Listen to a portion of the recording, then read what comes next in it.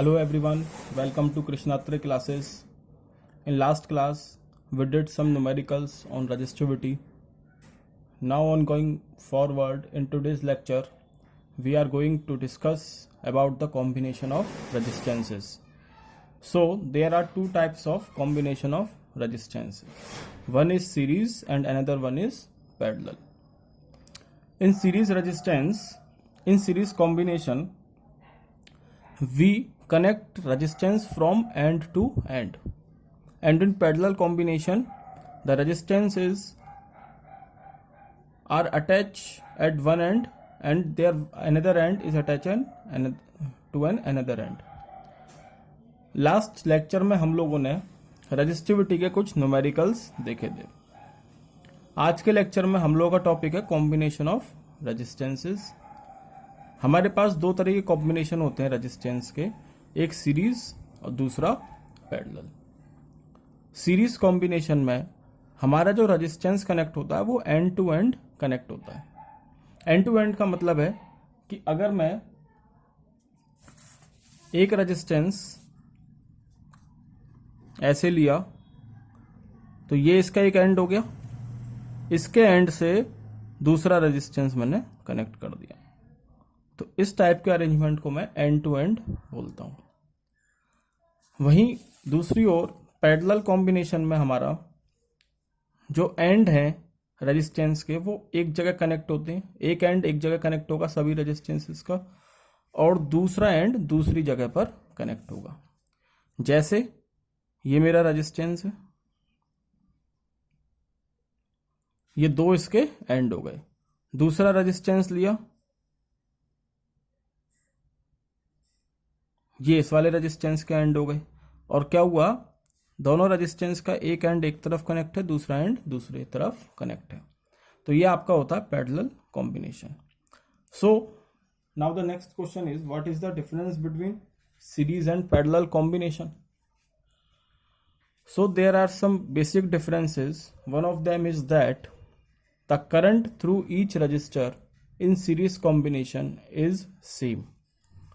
क्या मतलब है कि जो आपका करंट फ्लो होता है सीरीज रेजिस्टेंस में वो हर रेजिस्टेंस के में सेम फ्लो होता है. हर रेजिस्टेंस से same amount of current flow होगा. ऐसा क्यों हो रहा है? तो देखो, करंट की एक प्रॉपर्टी होती है, करंट हमेशा जंक्शन पे ही डिस्ट्रीब्यूट होता है. जंक्शन मतलब जहां से आपके दो या दो से ज्यादा सिरे निकल रहे हो. जैसे ये है, मानो अगर यहां करंट आ रहा है आई, तो ये आपका एक जंक्शन है जहां तीन एंड और आ रहे हैं या तीन वायर और आ रहे हैं.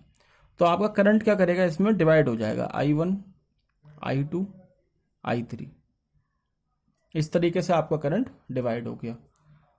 तो ये आपकी करंट की प्रॉपर्टी है. अब सीरीज में आप देखोगे तो सीरीज में कहीं पे भी जंक्शन नहीं बनता, क्योंकि एंड टू एंड मेरे रेजिस्टेंस कनेक्ट होते हैं. इसलिए इसमें करंट आपका हर रेजिस्टेंस से सेम फ्लो होता है. Current flow through each resistor is same. वहीं आपका पैरेलल कॉम्बिनेशन में आप देखोगे तो देखो, ये एक जंक्शन है, यहां तक वायर आ रहा है और फिर यहां से दो वायर निकल गए. तो आपका जो करंट है वो इस जगह पर डिवाइड हो जाएगा. तो हम कह सकते हैं कि पैरेलल कॉम्बिनेशन में आपका जो करंट है हर रजिस्टर से डिफरेंट फ्लो होता है. ठीक है, ये एक डिफरेंस हो गया. दूसरा डिफरेंस है सीरीज कॉम्बिनेशन में जो वोल्टेज होती है आपकी हर रेजिस्टेंस के अक्रॉस डिफरेंट होती है. हर रेजिस्टेंस के अक्रॉस डिफरेंट होती है. क्यों? क्योंकि हम पोटेंशियल डिफरेंस मेजर करते हैं. अब देखो, ये एंड और ये वाला एंड दोनों अलग अलग हैं, तो दोनों के बीच में पोटेंशियल डिफरेंस भी अलग अलग होगा. सीरीज कॉम्बिनेशन में आपका जो पोटेंशियल डिफरेंस है वो हर रेजिस्टेंस के अक्रॉस डिफरेंट होता है. इसमें देखो, ये एंड या तो ये वाला एंड ले लो या यहाँ एंड ले लो, कोई भी एंड लगा लो, एंड आपका सेम रहेगा, दोनों पॉइंट सेम रहेंगे. इसलिए यहाँ पे पैरेलल कॉम्बिनेशन में आपकी जो वोल्टेज है वो हर रेजिस्टेंस के अक्रॉस सेम रहती है. सीरीज में आपकी वोल्टेज डिफरेंट होती है. तो क्या थे, सीरीज में आपका करंट सेम फ्लो होता है हर रेजिस्टेंस के अक्रॉस, और वोल्टेज आपकी डिफरेंट होती है हर रेजिस्टेंस के अक्रॉस। पैरेलल में आपका करंट डिफरेंट फ्लो होता है हर रेजिस्टेंस में से, पर वोल्टेज आपकी सेम रहती है हर रेजिस्टेंस के अक्रॉस। तो ये आपका हो गया कॉम्बिनेशन ऑफ रेजिस्टेंसेस। ठीक है, तो यहाँ पर मैंने वही बताया कि जो आपका करंट है वो जंक्शन पर डिवाइड होता है। ठीक, दो जगह डिवाइड हो गया। पैरेलल में आप देखो यहाँ पे जंक्शन बन रहा है तो आपका करंट डिवाइड हो रहा है। भले दो, एक बल्ब लगा रखा है, एक फैन लगा रखा है, दोनों में करंट अलग अलग जा रहा है। लेकिन अगर सीरीज में आपने बल्ब और फैन लगा दिया तो आप देखो कि आपके दोनों में से कोई भी ढंग से काम नहीं कर पाएगा। क्यों? क्योंकि यहाँ वोल्टेज बदल जाएगी। और हमारे देखो एक बात याद रखना, हमारे जो अप्लायंसेस होते हैं उनकी वोल्टेज फिक्स होती है। आप 250 वोल्ट 100 वाट का बल्ब लाओगे तो उस पर भी लिखा रहता है 220 वोल्ट से 250 वोल्ट तक के लिए। डिज़ाइन जो होती है वो 220 से 250 वोल्ट के लिए ही हमारे अप्लायंसेस डिज़ाइन होते हैं। क्यों? क्योंकि हमारे घर में जो सप्लाई आती है, पावर सप्लाई जो आती है, वो 220 वोल्ट से 250 250 वोल्ट तक ही वेरी करती है। तो हमारे जो अप्लायंसेस हैं वो भी इसी तरीके से डिज़ाइन होते हैं कि वो 220 वोल्ट से 250 वोल्ट तक की सप्लाई को झेल सकते हैं। अगर इससे ज़्यादा वोल्टेज हो जाएगी तो सुना नहीं है कि वोल्टेज लो हो गई, अप्लायंसेस बंद कर दो, फ्रिज बंद कर दो, टीवी बंद कर दो, पहले बहुत होता था। तो जो वोल्टेज है आपकी डाउन हो जाती है कभी कभी, तो उससे क्या होता है, जो आपके अप्लायंस हैं वो ढंग से वर्क नहीं कर पाते, वो ख़राब भी हो सकते हैं। इसलिए हम लोग क्या करते हैं कि उनको बंद कर देते हैं, जो हमारे हैवी अप्लायंसेस होते हैं। ठीक है, तो ये है आपका सीरीज और पैरेलल कॉम्बिनेशन। अब इसमें जो हमारा आगे आता है वो आता है सीरीज और पैरेलल कॉम्बिनेशन में आपका रेजिस्टेंस कितना होता है, इक्विवेलेंट रेजिस्टेंस या टोटल रेजिस्टेंस कितना कितना और कैसे निकलेगा। तो यही हमारा नेक्स्ट टॉपिक है। हमने यहाँ पर क्या माना, देखो 3 रेजिस्टेंसेज हैं। किस में कनेक्टेड है तीनों रेजिस्टेंस? सीरीज में कनेक्टेड है, एंड टू एंड कनेक्ट है। एक एंड इसका दूसरा एंड से कनेक्ट, इसका दूसरा एंड इसके दूसरे एंड से कनेक्ट है। तो ये आपका सीरीज रेजिस्टेंस हो गया। अब सीरीज रेजिस्टेंस है, मैंने यहाँ बैटरी लगा दी, तो सीधी सी बात है कि इन सब में से करंट सेम फ्लो होगा, कहीं पे भी जंक्शन नहीं बन रहा। यहाँ से आई निकला पॉजिटिव टर्मिनल से, और देखो ये आई जा रहा है, आई आई आई आई, पूरे में आई ही जाएगा। तो करंट सब में सेम है। लेकिन क्योंकि सीरीज में है तो आपकी वोल्टेज सब में अलग अलग हो जाएगी। हमने R1 के अक्रॉस V1 मान ली, R2 के अक्रॉस V2 मान ली, R3 के अक्रॉस V3 वोल्टेज मान ली। मेरी टोटल वोल्टेज ये कितने के बराबर होगी? तो जितनी बैटरी लग रही है उसकी जो वोल्टेज होगी वो कितने के बराबर होगी? हर रेजिस्टेंस के अक्रॉस जो वोल्टेज है उसका सम कर दूं तो मेरा टोटल पोटेंशियल V कितना आ जाएगा? V1 plus V2 plus V3, V1 plus V2 plus V3। ठीक है, अब ओम्स लॉ के अकॉर्डिंग मुझे मालूम है V is equal to IR होता है। तो अगर मैं हर रेजिस्टेंस पे अपनी ओम्स लॉ को अप्लाई करूंगा तो आपका देखो V1, इसके अक्रॉस V1 है वोल्टेज, करंट I आ रहा है, रेजिस्टेंस R1 है, तो कितना हो जाएगा? V1 I dot R1। Similarly इसके अक्रॉस V2 है, दूसरे रेजिस्टेंस के अक्रॉस V2 है, तो करंट कितना आ रहा है? I आ रहा है, तो I डॉट R2 हो जाएगा। V3 आपका I डॉट R3 हो जाएगा। ये सारी वैल्यू V1 V2 V3 की मैं इक्वेशन 1 में पुट कर दूंगा। तो क्या मिला? I dot R1 plus I dot R2 plus I dot R3। और V कितने के बराबर होगा? तो टोटल करंट कितना जा रहा है? I डॉट जितना इन सबका टोटल रेजिस्टेंस होगा R इक्विवेलेंट। तो यहाँ से I से I कट जाएगा, कॉमन लूंगा तो R इक्विवेलेंट कितना आया? R1 plus R2 plus R3। तो ये आपका है सीरीज रेजिस्टेंस में, सीरीज कॉम्बिनेशन में आपका equivalent resistance R1 plus R2 plus R3। यहाँ पे मैंने 3 रेजिस्टेंस लगाए हैं। अगर 4 लगाता तो क्या होता? R1 plus R2 plus R3 plus R4। 5 लगाता तो R1 plus R2 plus R3 plus R4 plus R5। Similarly मैं कितने भी रेजिस्टेंस लगा दूं सबका सम कर देना है बस। तो मैंने माना अगर मैं n रेजिस्टेंस लगा दूं, n रजिस्टर्स लगा दूं सीरीज में, तो क्या हो जाएगा? R1 plus R2 plus R3 plus up to Rn तक ऐड कर दूंगा। ये आपका आ गया सीरीज कॉम्बिनेशन में इक्विवेलेंट रेजिस्टेंस। अब एक चीज ध्यान दो, यहां पर देखो सीरीज कॉम्बिनेशन है, यहीं पर हम अपने पॉइंट क्लियर कर लेंगे कि सीरीज में क्या क्या डिसएडवांटेज होती हैं और क्यों हमें पैरेलल कॉम्बिनेशन की जरूरत पड़ी। ठीक है, तो हमने एक सर्किट माना जिसमें 3 रेजिस्टेंस लग रहे हैं, 2, 6 और 10 ओम के। 5 वोल्ट की बैटरी लग रही है, एक स्विच लगा दिया, क्लोज कर दिया। मैं अगर इसका आर इक्विवेलेंट निकालूंगा तो कितना आएगा, सीधे सीधे तीनों का सम कर दूंगा। तो 6 2 8, 8 और 10 18, 18 ओम आपका ये क्या आया, आपका ये इक्विवेलेंट रेजिस्टेंस 18 ओम।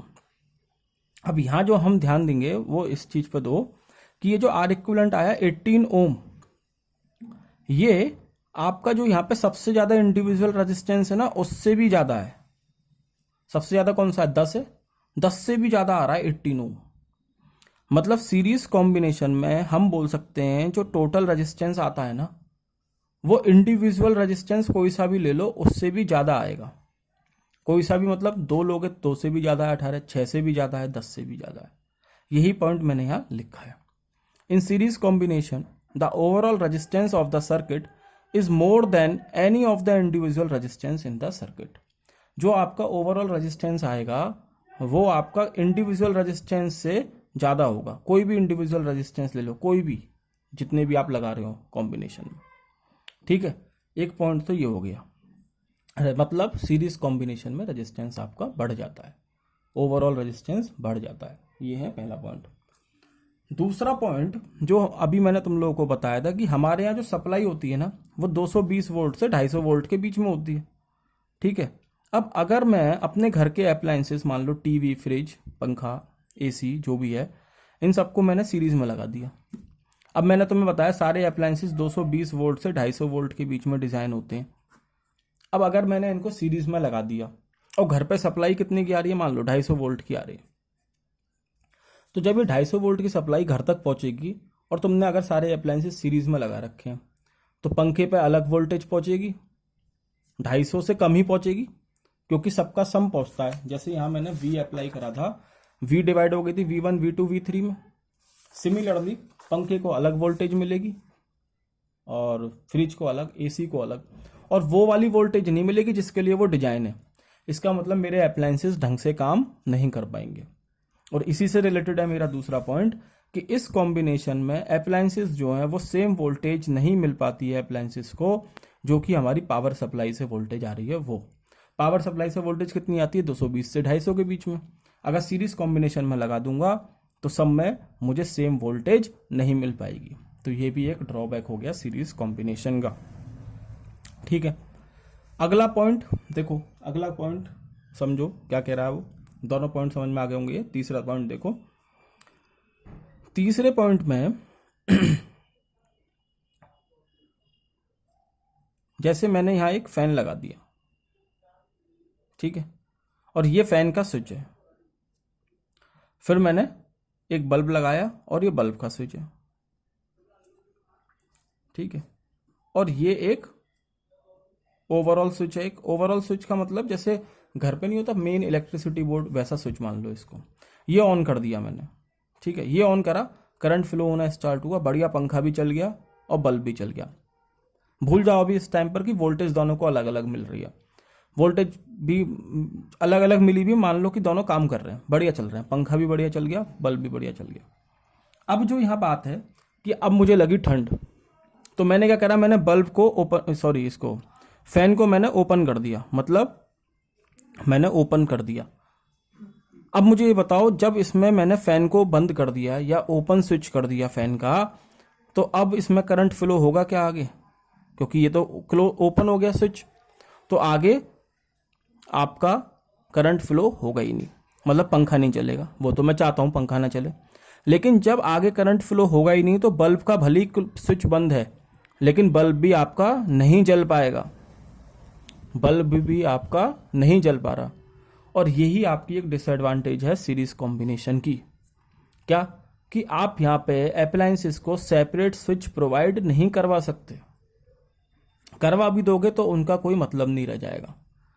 मान लो रात थी, रात से दिन हो गया, पंखा अभी भी चल रहा है, लेकिन मुझे अब बल्ब की जरूरत नहीं है, मैंने बल्ब बंद कर दिया।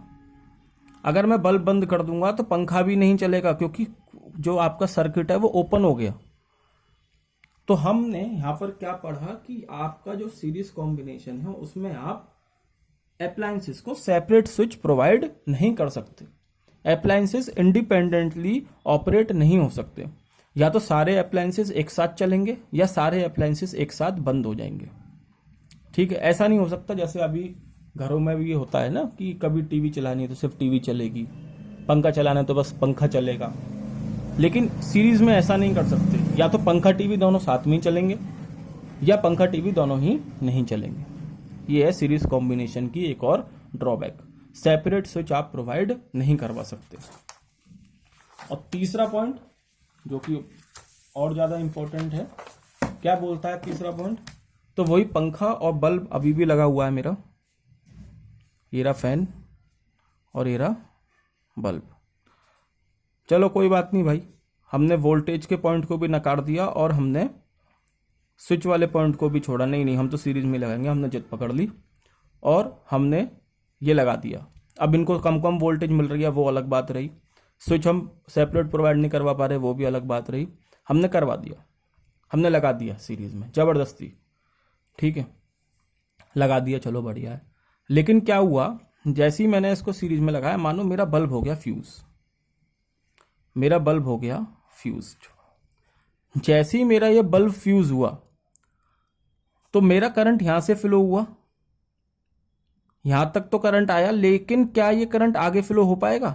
बल्ब फ्यूज होने का मतलब क्या हुआ कि मेरा सर्किट हो गया ब्रेक। यानी कि ये देखा होगा फ्यूज बल्ब तुम लोगों ने, उसमें क्या होता है एक एलिमेंट टूट जाता है तो क्या होगा, आपका सर्किट ब्रेक हो जाता है, कुछ इस तरीके की पिक्चर बन जाती है। फिर वो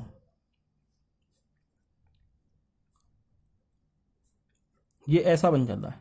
अब देखो ये खाली जगह है, अब इसमें आपका करंट आगे फ्लो हो ही नहीं पाएगा। तो ये भी एक ड्रॉबैक समझ में आई तुम लोगों को?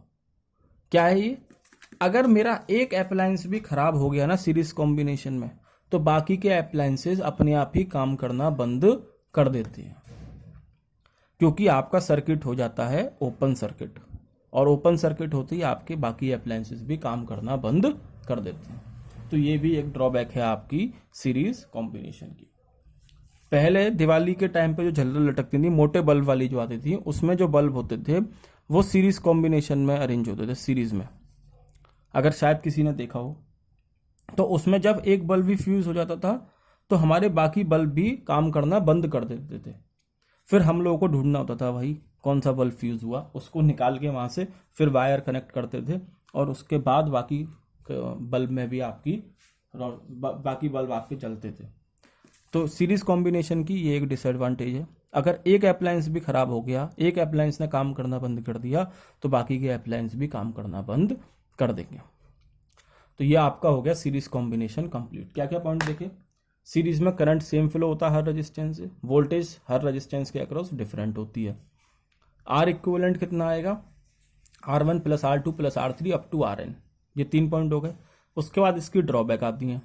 ड्रॉबैक क्या क्या है, एक तो ये कि हम इंडिपेंडेंट स्विच प्रोवाइड नहीं करवा सकते अप्लायंसेस को, अगर कोई एक अप्लायंस खराब हो गया तो सारे काम करना बंद कर देते हैं, ओवरऑल रेजिस्टेंस अप्लायंसेस में बढ़ जाता है, और लास्ट की जो पावर सप्लाई है, जो वोल्टेज है, सारे अप्लायंसेस को सेम नहीं मिलती। तो ये आपकी ड्रॉबैक्स हो गए। इसके बाद आपका जो कॉम्बिनेशन आता है वो है पैरेलल कॉम्बिनेशन। पैरेलल कॉम्बिनेशन, एक बात याद रखना, जो हमारे घर में सर्किट बना होता है, मतलब जो डोमेस्टिक सर्किट है, डोमेस्टिक सर्किट बोलते हैं घर के सर्किट को, या जैसे तुम्हारे घर में बल्ब, टीवी, फ्रिज वगैरह लगे हुए हैं, ये पैरेलल कॉम्बिनेशन होता है। क्यों होता है, क्या फायदे हैं पैरेलल कॉम्बिनेशन के, वो हम यहाँ पर देखेंगे। अभी तक हमें पैरेलल कॉम्बिनेशन के बारे में सिर्फ ये मालूम है कि इसमें हर रेजिस्टेंस से डिफरेंट करंट फ्लो होता है और हर रेजिस्टेंस के अक्रॉस सेम वोल्टेज होती है, सेम पोटेंशियल डिफरेंस होता है। तो हमने दोबारा से 3 रजिस्टर्स कंसीडर कर लिए, R1, R2, R3, and now they are connected in parallel, and we connect a battery of potential V। ठीक है, so the current starts to flow from positive terminal to the negative terminal. Battery लगा दी और इससे आपका current flow होना start हुआ positive से नेगेटिव टर्मिनल की तरफ।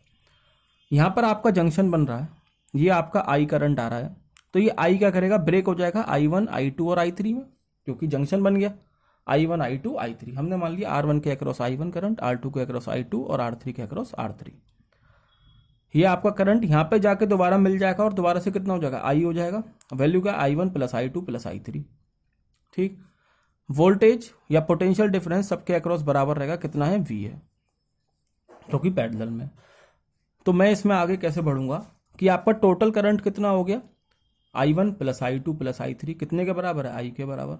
I is equal to I1 plus I2 plus I3। ये हो गई इक्वेशन 1। ओम्स लॉ के अकॉर्डिंग मुझे मालूम है I is equal to V upon R होता है। अब ईच रेजिस्टेंस के अक्रॉस में ओम्स लॉ लगाने वाला हूं, तो I1 is equal to V upon R1 हो जाएगा, I2 V अपॉन R2 हो जाएगा, I3 V अपॉन R3 हो जाएगा, क्योंकि वोल्टेज तो सेम ही है, V है। तो V upon R1, V upon R2, V upon R3, इन सारी वैल्यू को मैंने इक्वेशन 1 में पुट कर दिया।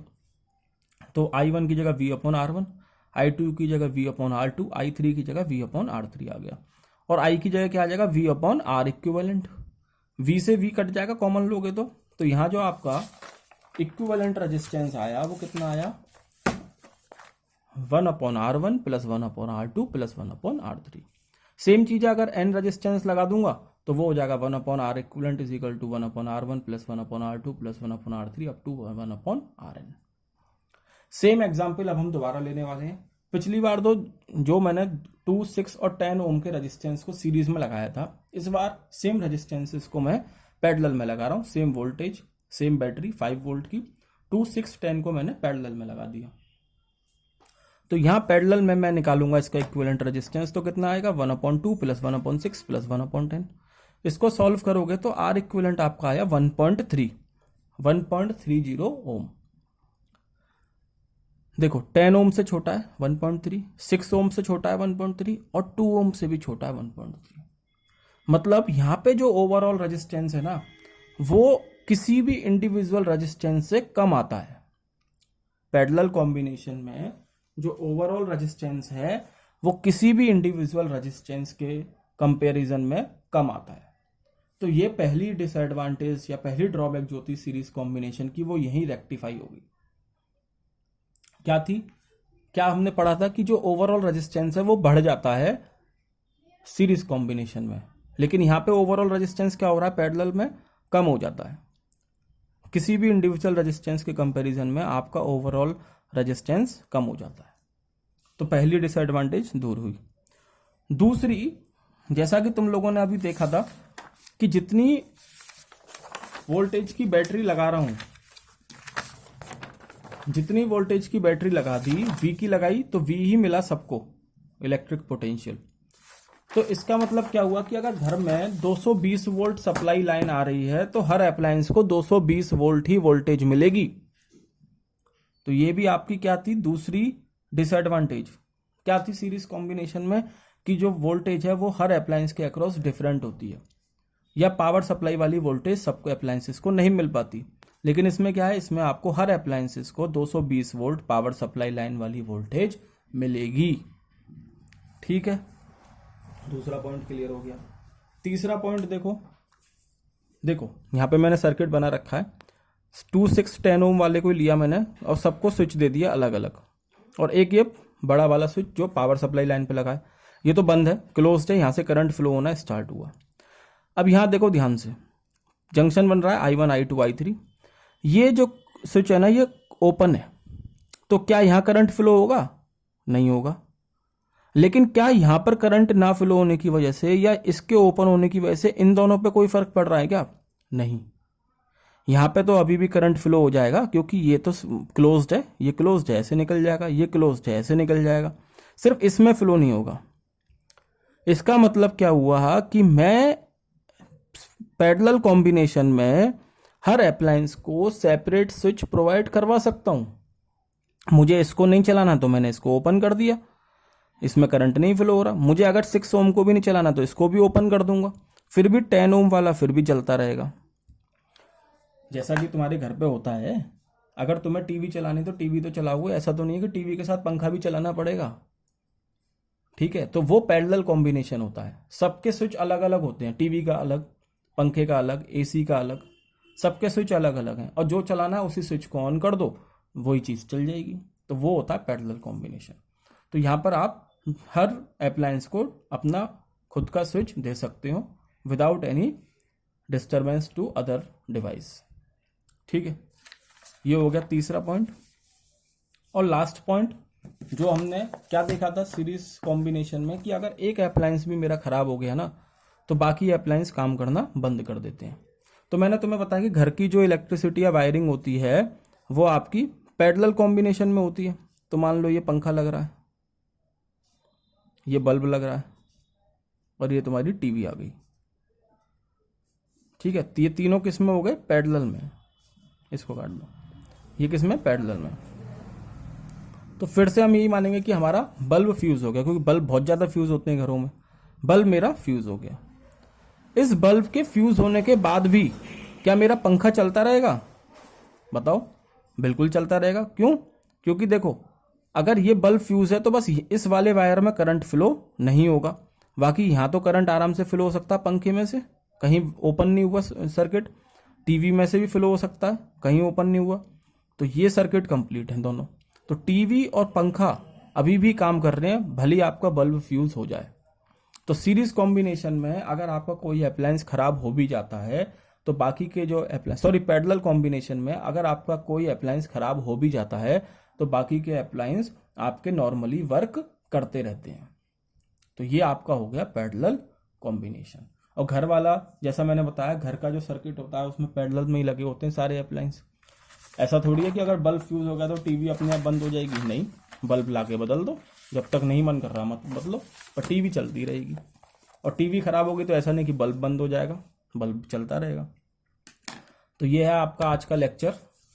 आज के लेक्चर में हमने सीरीज और पैरेलल कॉम्बिनेशन देखा। सीरीज कॉम्बिनेशन हम अभी डिस्कस कर चुके हैं और दोबारा देख लेते हैं। देखो, सीरीज में आपका करंट सेम रहता है, वोल्टेज डिफरेंट रहती है। आर इक्विवेलेंट आता है R1 + R2 + R3 up to Rn। ठीक है। पैरेलल में आपका करंट डिफरेंट फ्लो होगा हर रजिस्टर के अक्रॉस, वोल्टेज सेम रहेगी, और आर इक्विवेलेंट आएगा 1/R equivalent = 1/R1 + 1/R2 + 1/R3 up to 1/Rn। दोनों के कंपैरिजन की बात करें तो सीरीज कॉम्बिनेशन में ओवरऑल रेजिस्टेंस बढ़ जाता है, पैरेलल में ओवरऑल रेजिस्टेंस कम हो जाता है। सीरीज में सभी अप्लायंसेस को वोल्टेज डिफरेंट मिलती है। पावर सप्लाई लाइन से जो वोल्टेज आ रही है उसको वो भी डिवाइड हो जाती है। लेकिन पैरेलल वाले में ऐसा नहीं है। पैरेलल में जितनी पावर सप्लाई लाइन से वोल्टेज आ रही है उतनी ही हर अप्लायंस को मिलेगी। तीसरा पॉइंट था, सीरीज में हमारा जो इलेक्ट्रिक स्विच है हम सेपरेट प्रोवाइड नहीं करवा सकते अप्लायंसेस को। ठीक है, लेकिन पैरेलल में हम सेपरेट स्विच प्रोवाइड करवा सकते हैं। चौथा पॉइंट था, सीरीज में हम अगर एक अप्लायंसेस भी खराब हो गया, एक अप्लायंस भी खराब हो गया तो हमारे बाकी के अप्लायंस काम करना बंद कर देते हैं सीरीज कॉम्बिनेशन में।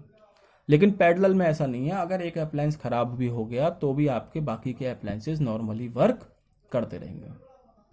तो ये आज हमने देखा है। कल के लेक्चर में हम लोग अपना सीरीज और पैरेलल कॉम्बिनेशन पे न्यूमेरिकल्स देखेंगे। तो आज के लिए इतना ही है। ठीक है, वीडियो को लाइक करें, चैनल को सब्सक्राइब करें और ज़्यादा से ज़्यादा कमेंट और शेयर करें। Okay, thank you.